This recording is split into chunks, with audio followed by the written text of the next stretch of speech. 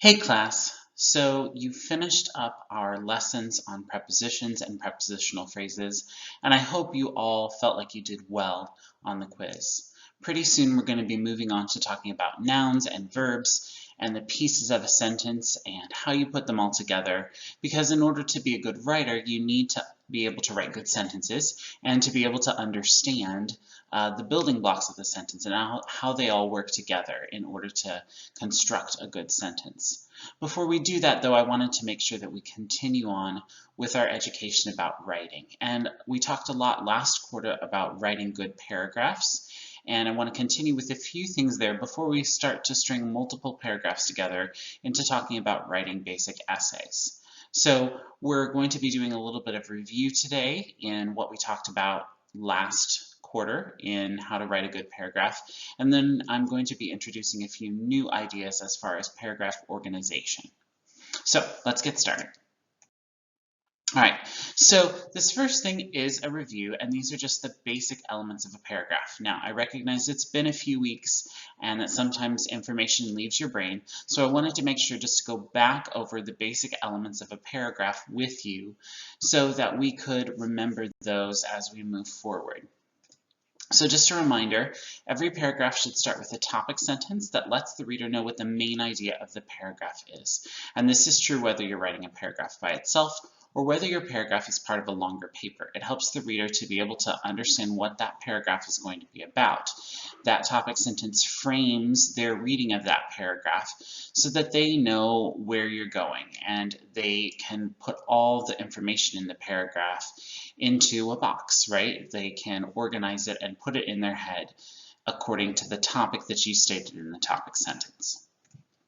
Then, of course, after the topic sentence, we have a number of supporting sentences that explain your topic and talk about your main point and just elaborate on that. And then when you get to the end of your paragraph, of course, you have a concluding sentence. Most of the time, not always, but most of the time you have a concluding sentence that wraps up your thoughts, brings them all back together, and makes sure that the reader remembers what the point of all of this was. Okay, so as a further element of review, we didn't only just talk about the three things that you need in a paragraph, but we also talked about 4 different ways to develop your paragraph. So when we're talking about this, we're talking about those supporting sentences in the middle. So your topic sentence, and then the paragraph development happens in the supporting sentence. And so we talked about 4 methods for that, the first of which was examples.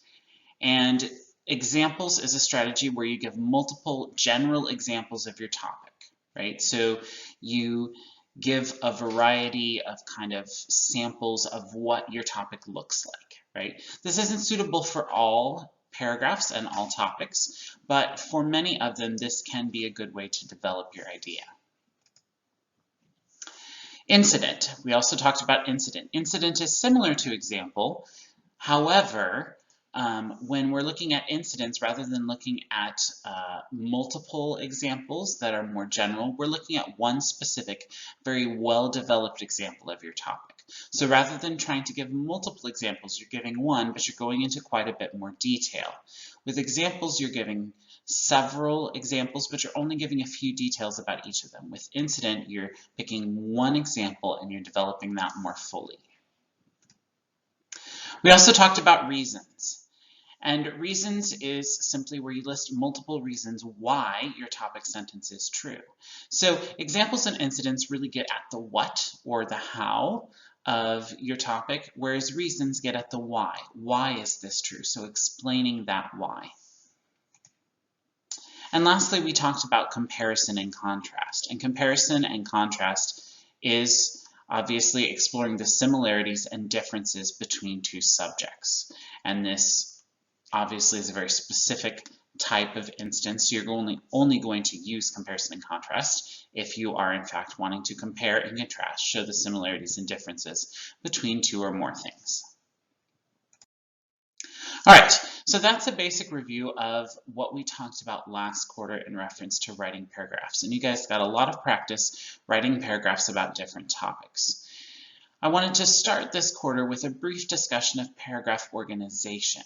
So how do you organize your supporting sentences? you're using one of those methods of paragraph development, whether it's examples or incident or comparison and contrast or reasons, right? You're using one of those methods, but how do you decide which ideas go where, right? In what order do they come?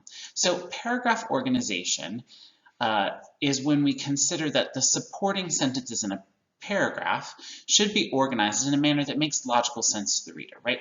You want your reader to be able to follow your thought process and track with you. You don't want to lose them halfway through the paragraph and have them get confused, right? You want them to be able to follow from one sentence to the next, to be able to tell how this thought leads to that thought leads to that thought, okay? So you're moving from one element to the next element in a way that the reader can easily pick up on, and they don't lose track of your argument or where you're going. Now, there are several potential methods for organizing your paragraph.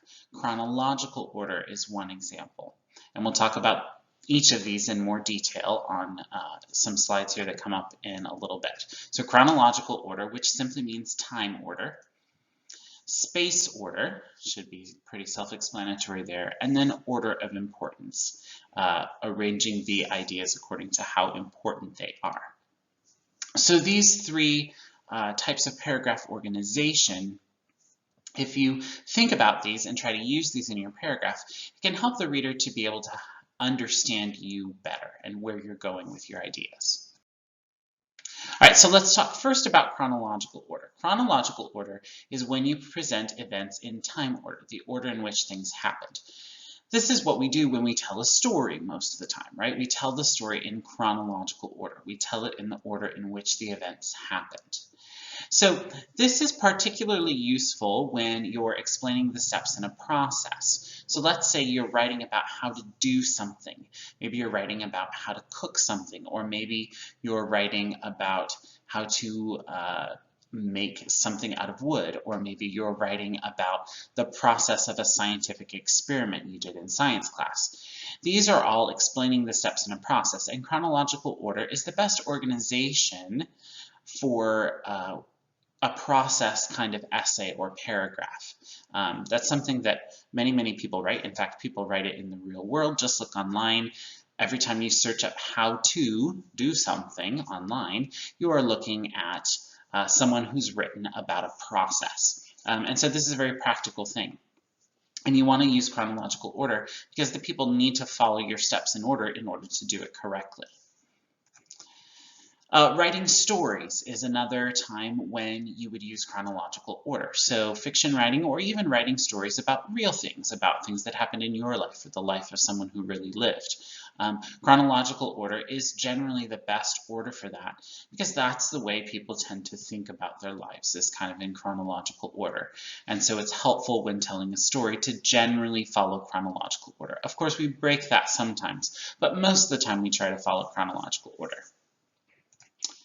Chronological order is also helpful when you're writing a paragraph or an essay that's relating incidents, right? So if you have an incident paragraph, a paragraph that you're developing with an incident, a specific story, a specific example, it's generally best to list the things that happened in that example in chronological order because it is telling a story of some sort.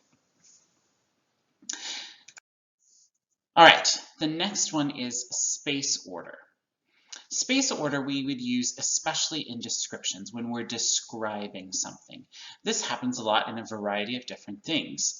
You might be describing a painting in art history class. You might be describing your new house to a friend in a letter or an email. You might be describing something in a story that you're writing. Maybe you're describing the setting, right? So there are lots of things we could be describing, and space order is very helpful when you're writing about a description. So there are different approaches you could take to space order depending on what it is that you're describing. You could describe from near to far, so closest to you and kind of moving away. You could describe the opposite way, from far to near, the thing that's furthest in the distance that you can see right up to yourself. You could describe something top to bottom, right? This might be more helpful for a person or maybe for an animal or something of that nature, or a painting perhaps. You could describe right to left. That might potentially be helpful in a room, if you're describing a room or a house, or again, a picture of some sort, you could describe right to left. Center to the edge. This might be more if you're in the middle of something, right? Or if something is round and describing it from the center to the edges. There are lots of other ways that you could approach a space order description, from left to right to lots of other options, right? But the important thing is that it's in some sort of order, not just random, so that the reader can kind of follow your description and try to construct a visual picture of it in his or her head. And that's really what you're trying to do with the description. All right, order of importance. Order of importance is very common in developing paragraphs that use reasons and examples. So if you're using reasons to explain something or examples to explain it, the order of importance is really a very useful tool. And typically there are two ways that we would approach this, either describing the least important thing and moving gradually to the most important thing, or doing the opposite, describing the most important thing and then moving gradually to the least important thing. Probably the first one is the most common, from least important to most important, but you can do the other as well. So this is just a great one if you're presenting an argument, or you're describing a history of something, or you're giving reasons why something is true. Even examples, where you're just listing a bunch of examples of, say, the important things that the founding fathers of the United States put into the Constitution, right? You could decide which was least important and then move to the most important. So order of importance can be a very helpful tool in certain situations. Now, hopefully you see how each of these methods of organization in your paragraph depend on what it is that you're writing about. It's not that you could just pick and choose any for whatever topic. You're going to have to think about the topic that you're using and which will be the best approach for that topic, because not all the organizations are equally beneficial for every topic. So keep that in mind as you're writing and making decisions, which of these is going to be the best method of organization. Now, keep in mind that these methods of organization work together with the methods of development, right? And so you saw me mention some of that throughout. Order of importance works better with reasons and examples. Chronological order works better with incidents. Order of importance could also work with comparison and contrast, right? So these different types of organizations work well with different types of paragraph development. So you want to keep in mind these things that we learned last quarter so that you can harmonize them with the things that we're learning this quarter. Now, one last thing that I want to mention before we wrap this lesson up is transitional words. Transitional words are important in your writing, both in a paper as a whole, but even within a paragraph, and the organization of the paragraph depends on transition words.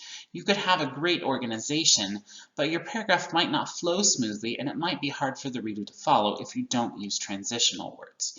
So transitional words are words like therefore, so, next, first, after this, beside.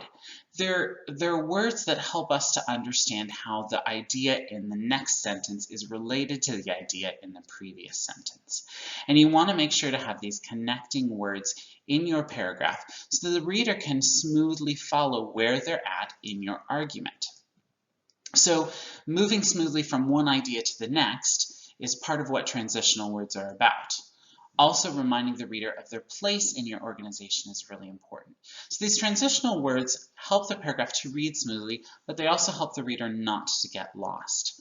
And so you want to make sure that these are in your paragraph to help the reader follow along. This doesn't mean that every sentence needs a transitional word. In fact, that might be a little too much. But you do want some in your paragraph when you're moving from one idea to the next so that the reader is able to follow you.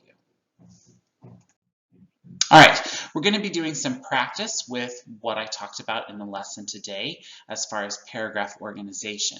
Below this video, you're going to see several example paragraphs to show you how other writers, real writers, have used these methods of organization. So there will be one on chronological order, one on space order, and one on order of importance. And these are real-world examples. You can see below each excerpt that they are taken from actual books that have been published, and so you can see that real writers use this in a real situation, right? It's not just something we use in school, but it is something that is actually used.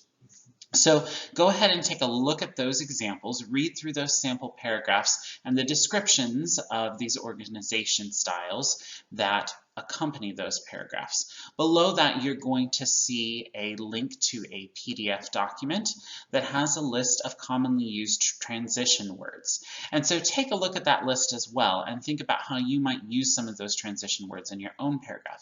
And if you're struggling when you're writing a paragraph to figure out what word do I use that will say what I mean, right? What word could I use that will help connect this idea to another idea in the way that I'm trying to explore that connection? You can go back to that document and look through there and figure out what are those words? What do they mean? How might they help me connect my ideas? After you take a look at the PDF document, you'll see below that some instructions on your next paragraph writing assignment. So I'm going to give you several options to write your paragraph on, and I'm also going to give you, with each of those options, the organizational style that you need to use if you choose that option. Now, you will be able to choose which organizational style you want because you will be able to choose which paragraph topic you want. But I will put next to them something that says use this organizational style if you choose to write on this topic. So make sure that you pick a topic and then note what organizational style you're supposed to use when writing about that topic. And I will, of course, be trying to choose an organizational style that works naturally with that topic, right? One that works well, not one that's going to feel weird. So take a look at the sample paragraphs, take a look at the document that contains a list of transitional words, and then choose your topic. You're going to have a couple days to work on this assignment, and you can submit this assignment either as a text box entry or as a document upload. You could just type it in Word if you want and upload your Word document. So either of those will be options.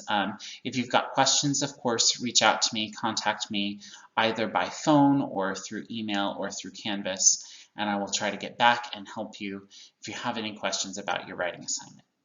All right, guys, have a great day.